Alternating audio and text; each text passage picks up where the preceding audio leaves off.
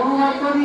আজ থেকে যেন আমার মনে হচ্ছে যে একটা মনের মধ্যে একটা কষ্ট শুরু হয়ে গেল, যে আবার একটা নির্দিষ্ট সময় পরে আমাকেও এই বিদ্যালয় থেকে চলে যেতে হবে।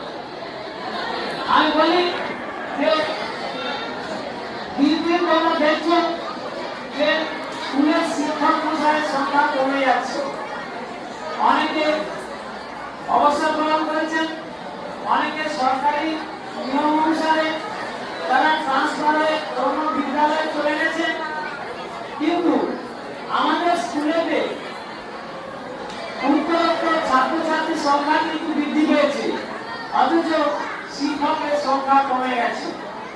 যার ফলে তোমরা অনুভব করতে পারছো যে বর্তমানে আমাদের শিক্ষক মশাই যারা অবসর গ্রহণ করছেন তাদের পোস্টে কিন্তু আমরা এখন লোক পাচ্ছি না। নতুন শিক্ষক মশাই স্কুলে না আসার ফলে স্কুলের পঠন পাঠনে প্রচুর অসুবিধা হয়ে পড়ছে। কিন্তু এই অনুষ্ঠানে সভাপতি প্রধান অতিথি মোবাইদুল বাবু, আগত শিক্ষক শিক্ষিকা ও অভিভাবকদের আমার প্রণাম, শ্রদ্ধা ও শুভেচ্ছা জানাই এবং উপস্থিত ছাত্রছাত্রীদের স্নেহ ও ভালোবাসা।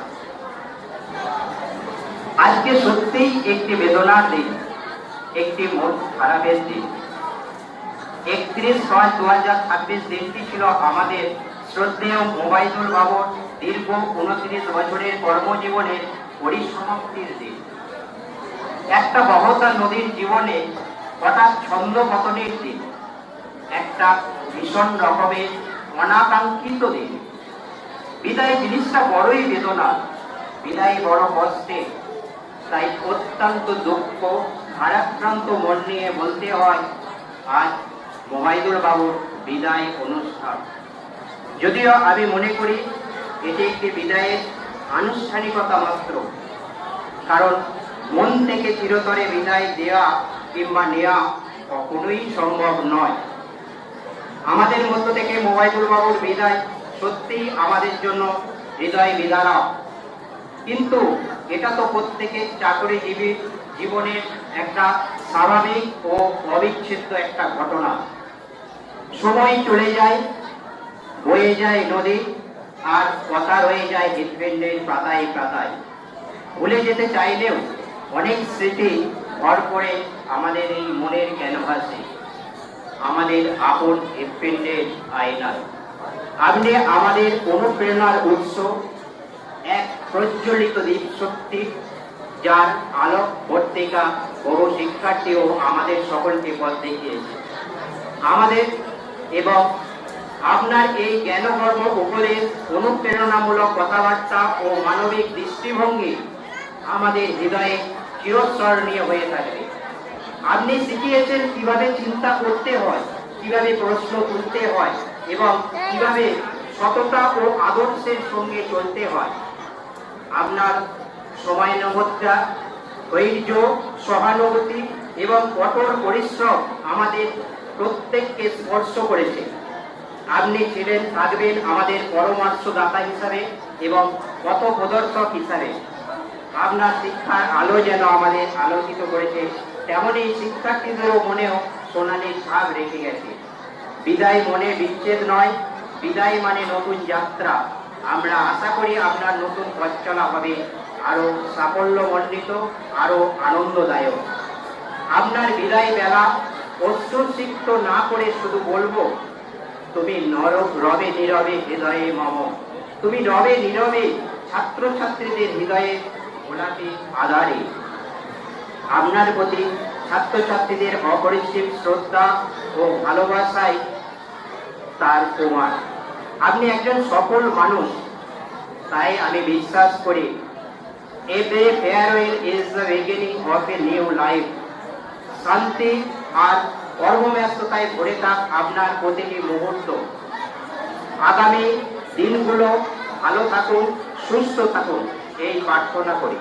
ধন্যবাদ।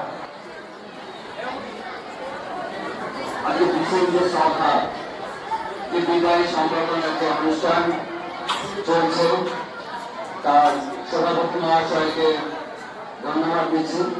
আমাকে আমার মতো একজন মানুষকে এখানে আমন্ত্রণ করার জন্য।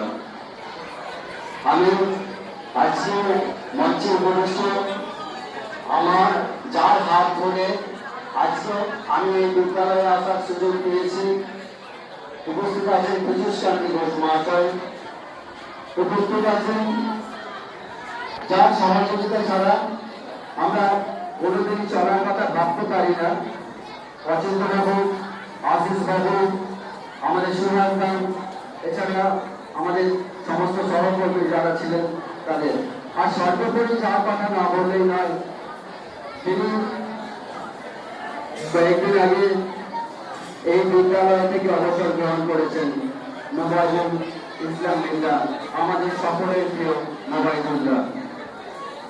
মোবাইদুল্লাহ সম্পর্কে বিশেষ কিছু বলার ঔদ্ধত্য আমাদের নেই, এইটুকু শুধু বলতে পারেন একজন প্রকৃত শিক্ষকের যে গুণাবলীগুলো থাকা উচিত বা দরকার, মোবাইদুল ইসলাম মির্জা মহাশয়ের মধ্যে তার সভ্যতায় বিদ্যমান আছে বলে আমি অন্তত এই জায়গায় দাঁড়িয়ে মনে করি। ছাত্রছাত্রীদের প্রতি দায়িত্ব কর্তব্য, কর্মের প্রতি দায়িত্ব কর্তব্য নিষ্ঠা এবং দক্ষ প্রশাসন হিসাবে তিনি যে ব্যাচ সুষ্ঠুভাবে এই বিদ্যালয়টাকে পরিচালনা করে গেছেন কিছুদিন যাবৎ, তার জন্য অনেক অনেক ধন্যবাদ জ্ঞাপন করছি।